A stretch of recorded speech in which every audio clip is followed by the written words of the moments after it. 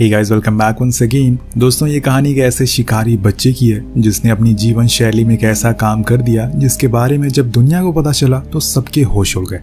लेकिन ऐसा उसने क्या किया, चलिए जानते हैं। कहानी की शुरुआत होती है ओस्कारी और उसके पिता टपुया से, जो कि एक शिकारी हैं और अपने ग्रुप के साथ यहाँ जंगल में कई सालों से रहते हुए आ रहे हैं। उनके पिताजी ने उन्हें वो सारी चीजें सिखाई है जिससे कि एक अच्छा शिकारी बना जा सकता है। और आज वहीं टपुया अपने बेटे ओस्कारी को लेकर आया है उसी कमरे में जहां पर शिकारियों की फोटोज लगी हुई है, जिन्होंने अपने मिशन को पूरा किया है और उन्होंने जंगल में जाकर अपना पहला शिकार किया, जिसके बाद उनकी फोटो यहाँ पर लगा दी गई है। ओस्कारी पूछता है कि क्या उसकी भी फोटो यहाँ पर लगेगी, तो उसके पिता कहते हैं कि हाँ जरूर, लेकिन उसके लिए तुम्हें कल वाले मिशन को पूरा करना होगा। यहाँ पर वो अपने पिता की भी जवानी की फोटो को देखता है। उसके हाथ में एक हिरन का सर था, जिसे देखकर वो उन्हें तुरंत पहचान लेता है। खैर, अब अगले दिन वो अपने पिता और पूरे ग्रुप के साथ वो जंगल की ओर जा रहे थे। दरअसल ये सब वो सिर्फ ओस्कारी के लिए कर रहे हैं। अब वो समय आ गया है कि जब उसे अपने दिल को नरम की जगह मजबूत बनाना होगा। सभी लोग एक ऊंचाई पर रुकते हैं और फिर उस ग्रुप का सबसे बूढ़ा आदमी ऊंचाई पर जाकर एक ऊंची आवाज में बोलता है कि आज वो दिन आ गया है जब ओस्कारी को हम सभी को छोड़कर कुछ दिन जंगल में बिताना होगा, और तब तक उसे वापस नहीं आना है जब तक उसके हाथ में कोई जानवर का सर ना हो। उसे जो कुछ भी खाना पीना है सब कुछ उसे जंगल में ही ढूंढना होगा। इसलिए अब सभी उसको अलविदा कह देते हैं और जाने देते हैं। ओस्कारी के पिता थोड़ा इमोशनल हो जाते हैं, लेकिन क्या करें, ये उनकी प्रथा है, एक रिचुअल है जो उसे पूरा करना ही होगा। उसने भी किया था और उसके बेटे को भी करना होगा। लेकिन उसने जीप में ओस्कारी को एक मैप दिया है जो उसके पिता ने उसे दिया था, ताकि जब वो जंगल में पहली रात गुजारे तो भूखा ना रहे, क्योंकि उस मैप में एक रेड डॉट बना है जहाँ पर हमेशा उन्हें कोई ना कोई शिकार मिलेगा ही। लेकिन उसके लिए उन्हें थोड़ा चलना पड़ेगा, थोड़ी दूर मेहनत करनी पड़ेगी। अब यहाँ पर ओस्कारी अभी बहुत छोटा है, इसलिए ग्रुप के लोगों ने उसके लिए एक बग्गी बनाई है जिसमें उसकी जरूरत के सारे सामान थे। अब यहाँ से सीधा हम आसमान में पहुंचते हैं, जहाँ पर हवा में एयरफोर्स 1 को उड़ते हुए देखते हैं, जिसके अंदर यूएस प्रेसिडेंट समिट के लिए जा रहे हैं। मोनाको, उनके पास उनका सबसे भरोसेमंद आदमी मॉरिस आता है और हम जान पाते हैं कि मॉरिस ने प्रेसिडेंट के लिए अपने दिल पर गोली खाई थी और वो हर दिन दवाइयाँ खाता है, क्योंकि उसको नहीं पता कि वो कब तक जिंदा रहेगा। उसे देखकर विलियम, जो कि प्रेसिडेंट है, कहते हैं कि तुम्हें पता है कि जब तुम मेरे साथ होते हो तो मुझे डर कम लगता है, लेकिन फिलहाल तो मुझे जल्दी से मोनाको पहुंचा दो। उधर हम जंगल के ऊपर एक हेलीकॉप्टर को उड़ते हुए देखते हैं, जिसके अंदर 2 लोग थे। उनके साथ एक गाइड भी था जो उन्हें जंगल घुमाने लाया था। लेकिन जब उसे पता चलता है कि वो असल में किसी जानवर का नहीं बल्कि एक खास इंसान का शिकार करने के लिए आए हैं और उनके पास एक चाइनीज मिसाइल भी है जिससे वो अब किसी पर निशाना लगाने वाले हैं, ये सब जानकर गाइड कहता है कि मुझे पता चल गया है कि तुम लोग असल में आतंकवादी हो। यहाँ पर क्या करने आए हो मैं जाकर सभी को बता दूंगा। तो आदमी जॉन को, जो कि हेड होता है, वो कहता है कि ठीक है, जाकर बता दो, मेरे पास तो कोई बंदूक भी नहीं है कि मैं तुम्हें मार सकूं। इसलिए वो आदमी भागना शुरू कर देता है और जब वो थोड़ी दूर चला जाता है तो जॉन उसके ऊपर वही मिसाइल से एम करता है और फिर ट्रिगर को पुल कर देता है, जिससे कि वो सीधा जाकर उसी को शूट करती है और यहाँ पर उसकी मौत हो जाती है। उसके बाद जॉन किसी अनजान आदमी को मैसेज करके बोलता है कि हमने टेस्ट कर लिया है, सब सही है। ये आदमी कौन था और इन लोगों का क्या मकसद है, ये सब हमें कुछ ही देर में पता चल जाएगा। वहीं ओस्कारी जंगल में अपने शिकार की प्रैक्टिस करता है। उसे एक लकड़ी का हिरन बनाया हुआ था, लेकिन अभी उस समय पर उसे धनुष भी पकड़ना नहीं आता। ऐसे में उस किसी जानवर का शिकार करना आसान नहीं होगा। उधर आसमान में हम एयरफोर्स 1 को देखते हैं, जिसके कॉकपिट में जाकर मॉरिस अपडेट लेता है और उन्हें बताता है कि हमें थोड़ा जल्दी वहां पहुंचना होगा, इसलिए थोड़ी स्पीड तेज कर दो। वो मान जाता है, पर बाहर आते ही उन्हें पता चलता है कि किसी ने एयरफोर्स 1 पर मिसाइल एम कर दिया है। इसलिए वो सभी को ऑर्डर देते हैं कि जल्दी से प्लेन को सिक्योर करो और जितनी जल्दी हो सके प्रेसिडेंट को इवैक्यूएट कर दो। सभी लोग फौरन प्रेसिडेंट के पास जाते हैं और वो तो कपड़े ही पहन रहे थे, लेकिन बिना जूतों के ही उन्हें फौरन इवैक्यूएशन रूम में लाया जाता है और फौरन एक कॉकपिट में बैठा दिया जाता है। जाते हुए मॉरिस उन्हें कहता है कि मैं आपको सीधा नीचे मिलूंगा, फिलहाल के लिए आपको यहाँ से जाना होगा। अब वो उनको सीधा नीचे फेंक देते हैं, जिसके बाद कुछ सोल्जर भी नीचे जाते हैं, लेकिन एक ऑफिशियल देखता है कि जितने भी सोल्जर नीचे जा रहे हैं उनका पैराशूट खुल नहीं रहा है। पर जब इस बारे में मॉरिस को पता चलता है तो वो अपनी बंदूक निकाल कर उसको शूट कर देता है, क्योंकि दोस्तों जो भी कुछ यहाँ पर हो रहा है उन सब में मॉरिस मिला हुआ है। वो कहते हैं ना कि जो सबसे भरोसेमंद होते हैं वही सबसे खतरनाक होते हैं। मॉरिस नीचे जाता है तो उसका पैराशूट खुल जाता है, क्योंकि उसने अपना पैराशूट पहले से ही पहन रखा था। वो नीचे जाते हुए सिग्नल दे देता है, जिसके बाद जॉन अपनी सारी मिसाइल को छोड़ देता है, जो कि उन सारे फाइटर जेट्स को लगती है और सभी क्रैश हो जाते हैं। और फिर कुछ मिसाइल जाकर एयरफोर्स 1 को भी लगती है, जो कि नीचे गिरना शुरू हो गया था और उसमें भी आग लग गई थी। हालांकि दोस्तों, एयरफोर्स प्लेन एक ऐसा प्लेन है जिसके ऊपर आप किसी भी तरह का हमला कर दें तब भी उसे कुछ नुकसान नहीं होगा। लेकिन जॉन चाइना से हाथ मिलाकर एक स्पेशल मिसाइल बनवाई है जो कि बहुत ही घातक है और कितनी भी मोटी परत वाली प्लेन को वो खत्म कर सकती है, और इसीलिए ऐसा हुआ। खैर, आगे बढ़ते हैं। यहाँ पर हम ओस्कारी को देखते हैं जो रात में नीचे जंगल के बीच अपने खाने को ढूंढ रहा था। तभी वो देखता है कि आसमान से कुछ बहुत बड़ी चीज गिर रही है। वो तो उसके पास में ही आ रही है, इसलिए फौरन उसे दूर भागना शुरू कर देता है। यहाँ ओस्कारी भी झटके के मारे बेहोश हो जाता है और जब उसकी आंख खुलती है तो वो खुद के सामने किसी को खड़ा हुआ पाता है।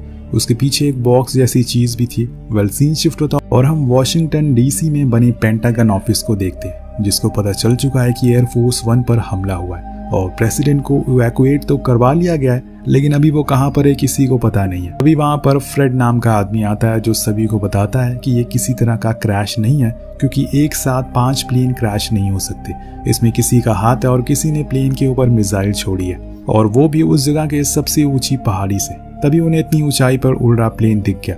वहाँ जंगल में हम मॉरिस को देखते हैं जो अपने पैराशूट को खोलकर जंगल के अंदर जाने लगता है ताकि वो जितनी जल्दी हो सके प्रेसिडेंट को ढूंढ सके।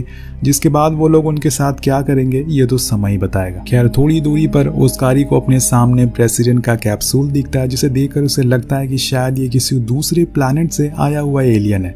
इसलिए वो उसके पास जाता है और तभी अंदर से प्रेसिडेंट खिड़की से देखते हैं और एक कोड लिखते हैं जिससे वो बाहर का गेट खोल सके। ओस्कारी वो कोड एंटर करता है, जिसके बाद गेट खुल जाता है। पर ओस्कारी तब तक वहां से दूर भागता है। जब तक विलियम बाहर आता है तो देखता है कि उसके सामने एक लड़का खड़ा हुआ है, जिसे वो बात करने की कोशिश करता है, लेकिन वो कहता है कि तुम मुझे ये बताओ कि तुम कौन से प्लैनेट से हो। दरअसल ओस्कारी एक छोटे से गांव में रहता है और अभी वो बहुत छोटा है। वो किसी भी तरह से कोई भी प्रेसिडेंट को नहीं जानता, इसलिए वो अभी विलियम को पहचान नहीं पाता। पर विलियम यहाँ उसे अपना पासपोर्ट दिखाता है, जिसे देखकर वो समझ जाता है कि ये जरूर कोई बड़ा आदमी है। लेकिन उस बच्चे के एटीट्यूड में कोई फर्क नहीं पड़ता। उसे भले ही सुबह से कुछ खाया नहीं है, लेकिन वो विलियम से कहता है कि मैं यहाँ पर बरसों से रह रहा हूँ। अगर तुम्हें यहाँ से बाहर निकलना है तो मेरी सारी बातें माननी पड़ेगी, क्योंकि ये उसका व्हाइट हाउस नहीं है बल्कि एक जंगल है। विलियम के पास कोई ऑप्शन नहीं था, इसलिए वो उसकी कही हुई सारी बातें मानता है। उधर पेंटागन में खलबली मची हुई है, क्योंकि उन्हें कैसे भी करके अपने प्रेसिडेंट को ढूंढना है। तभी वहाँ एक आदमी आकर बताता है कि हमें एक सिग्नल मिल रहा है जो कि प्रेसिडेंट के कैप्सूल की है, और इसीलिए ये लोग तुरंत वहाँ पर अपनी सील टीम को भेजते हैं। तब वहाँ हमें किसान दिखाई देता है जो उसी ट्रांसमीटर के पास पहुंच गया था, जो कि कैप्सूल से काफी दूर पर पड़ा हुआ था। और उसी समय उसके ऊपर अमेरिकन एयरफोर्स पहुंच जाती है, पर उन्हें वहाँ बस ट्रांसमीटर ही मिल पाता है और प्रेसिडेंट का कुछ अता पता नहीं था। लेकिन आपको पता ही होगा कि वो अभी इस समय कहाँ पर है, इसलिए देखते रहिए, आगे इस कहानी में काफी रोमांच आने वाला है। उधर हम मॉरिस को देखते हैं जो जॉन और उसके लोगों को उस जगह पर बुला लेता है और फिर सभी कैप्सूल के पास जाते हैं। उन्हें यकीन था कि प्रेसिडेंट अभी भी अंदर ही होंगे, लेकिन ऐसा होता नहीं, क्योंकि जब वो गेट को खोलते हैं तो वो पूरा खाली था। और ऐसे में उन्हें बहुत गुस्सा आता है, क्योंकि अब उन्हें प्रेसिडेंट को ढूंढना पड़ेगा, लेकिन तब तक अमेरिकन आर्मी जरूर यहाँ तक पहुंच जाएगी, इसलिए उन्हें तेजी करनी होगी। उधर ओस्कारी विलियम को लेकर अपनी बगी के पास जाता है और फिर उन्हें उस पर बैठने को बोलता है। कहता है कि मुझे इस जंगल के बारे में बहुत कुछ पता है और मैं आपको यहाँ से बाहर निकाल सकता हूँ। वो बैठ जाते हैं और फिर ओस्कारी अपने डैड के दिए हुए उस मैप को फॉलो करते हुए पहाड़ी के सबसे ऊंचे हिस्से पर चला जाता है और वहाँ पर उस बग्गी को रोक देता है और विलियम से कहता है कि हमें यहीं पर आज की रात गुजारनी होगी। वो दोनों वहीं बैठ जाते हैं और आग जलाते हैं, जिसके बाद विलियम के पास जो कुछ भी खाने का सामान था उस कैप्सूल में वो अपने साथ ले आते हैं और फिर वहीं वो दोनों खाने लगते हैं। यहाँ पर ओस्कारी उन्हें बताता है कि मेरे पास डैड का दिया हुआ मैप है, जिसे मिडल में तुम्हें ये रेड डॉट दिख रहा होगा। वहां पर हमें जाना है, जहाँ पर शायद मुझे एक शिकार मिल जाए, क्योंकि हमारे गांव में एक रूल है, अगर मुझे अच्छा शिकारी बनना है अपने डैड की तरह, उसके लिए मुझे किसी जानवर का शिकार करना होगा, तभी मैं उनके जैसा बन पाऊंगा। ऐसा वो कहते हैं। उसकी ये सब बातें सुनकर विलियम समझ जाता है कि ये बच्चा जरूर बहादुर है जो अकेले इस जंगल में आ गया। अब विलियम को पता नहीं था कि यहाँ से कहाँ जाना है और उसकी जिंदगी अब इस बच्चे के हाथ में है। अगर समय रहते उसने उसे बचा लिया तो वो शायद एक और जिंदगी जी सकेगा। अगली सुबह ओस्कारी विलियम को बिना बताए ऊपर चढ़ना शुरू कर देता है, उसी जगह पर जहाँ पर उसके डैड ने मार किया था। वहीं हम मॉरिस को देखते हैं जो पूरी रात विलियम को ढूंढ रहा था, लेकिन वो उसे कहीं नहीं मिलता। इधर विलियम जब उस पहाड़ी पर जाता है तो उसे वहां पर अपने लोग गिरे पड़े मिलते हैं, लेकिन जब वो उनके पास जाता है तो उसे पता चलता है कि इनका तो पैराशूट ही नहीं खुला। उसे कुछ ही दूरी पर हम ओस्कारी को देखते हैं जो उसी रेड मार्क वाली जगह पर जाता है तो वहाँ उसे एक फ्रीजर रखा हुआ मिलता है, जिसके खोलने पर उसे अंदर एक हिरन का कटा हुआ सर मिलता है और इसके पास एक नोट भी मिलता है जिसमें उसके डैड ने लिखा था कि तुम्हें डरने की जरूरत नहीं है, मैंने तुम्हारे लिए करा है, मुझे पता है कि तुम एक अच्छे शिकारी बनोगे, पर उसमें अभी समय है। पर ओस्कारी इस बात से खुश नहीं होता क्योंकि उसे खुद ये शिकार करना था और खुद को साबित करना चाहता था वो।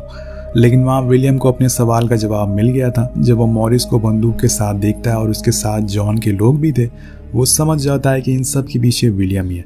इसलिए वो फौरन वहाँ से ओस्कारी के पास जाता और उसे यहाँ से जाने को बोलता है। लेकिन वो वहाँ पर उदास बैठा हुआ था। जब वो उसकी वजह पूछता है तो वो बताता है कि उसके डैड को उस पर यकीन नहीं है, वो एक अच्छा शिकारी बन सकता है, इसलिए उन्होंने ये किया। पर विलियम कहता है कि ऐसा कुछ नहीं है, तुम्हारे डैड को पता है कि तुम एक बहादुर लड़की हो, पर अभी ये समय नहीं है कि तुम्हारा शिकार करने का, इसलिए उन्होंने ऐसा किया। तुम उदास मत हो, लेकिन मेरी बात मानो और यहाँ से जितनी जल्दी हो सके चले जाओ, तुम्हारी जान खतरे में है। असल में मेरा प्लेन क्रैश नहीं हुआ था, उसे किसी ने जानबूझकर गिराया था और मैं नहीं चाहता कि तुम्हें किसी तरह का नुकसान हो। लेकिन तब तक वहाँ पर मॉरिस आ जाता और वो विलियम को देख लेता है, जिसके बाद उन दोनों में लड़ाई होने लगती है जिसमें ओस्कारी को भी चोट लगती है। इसलिए विलियम कहता है कि तुम्हें यहाँ से जाना चाहिए वरना तुम मारे जाओगे। इसलिए वो भागकर एक पत्थर के पीछे छुप जाता है और इतने में वहाँ जॉन और उसके लोग भी आ जाते हैं, जो प्रेसिडेंट को देखकर बहुत खुश होते हैं क्योंकि उनका मिशन अब पूरा हो गया था। उधर पेंटागन में लोगों ने प्रेसिडेंट को ढूंढ लिया था, लेकिन वो वहां तक पहुंच नहीं पाएंगे क्योंकि उन्होंने जॉन के लोगों को देख लिया और जब तक वो वहां पहुंचेंगे तब तक प्रेसिडेंट को लेकर वो लोग चले जाएंगे। और होता भी ऐसा ही है। दरअसल जॉन और उसके लोग विलियम को उसी फ्रिज में रखकर ले जाने का प्लान करते हैं और विलियम कुछ कर नहीं पाता। इस समय उसके हाथ में कोई भी पावर नहीं है, इसलिए वो उनकी कही हुई बात नहीं मानता और इसीलिए वो उनकी कही हुई बात को मानता है और फ्रीजर में बैठ जाता है। जिसके बाद वो लोग उसको हेलीकॉप्टर से बांध देते हैं और फिर उसे ले जाने लगते हैं। लेकिन यहाँ ओस्कारी उन्हें ऐसे जाने तो नहीं दे सकता।